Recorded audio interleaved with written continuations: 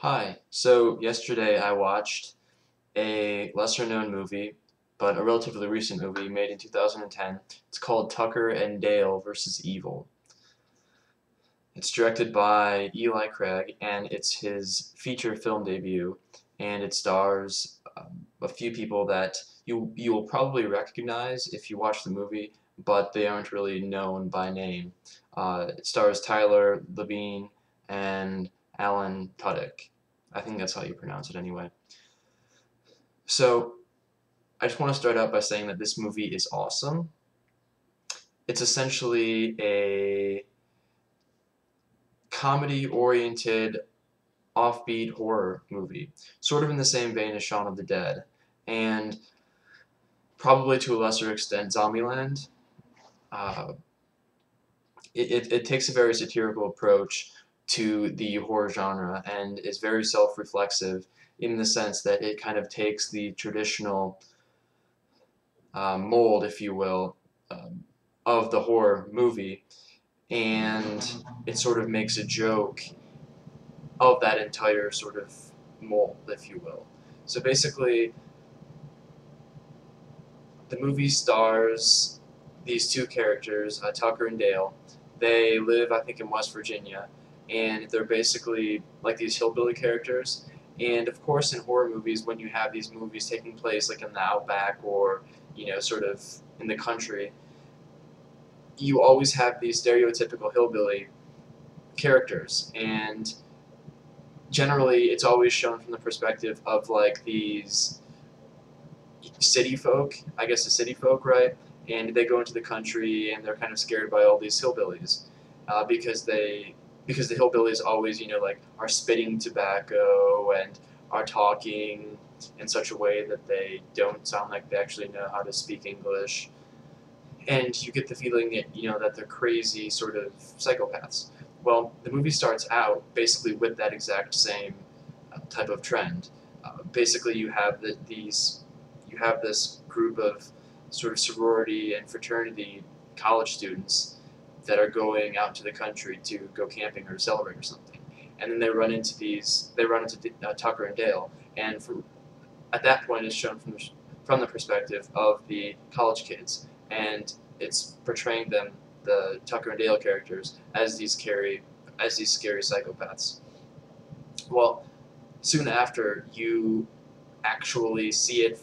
begin to see it from Tucker and Dale's perspective, and you find out that Tucker and Dale are these really nice guys. They're just kind of jokers, and um, Dale in particular is sort of this, I don't know, this genuinely really nice guy who doesn't want to hurt anyone and means well, and he's very low on the confidence level, and he doesn't know how to talk to girls and all this kind of stuff. And so it runs into this big thing where there's this fiasco going on where the college kids think that Tucker and Dale are taking their friend hostage when really they just mean to help them.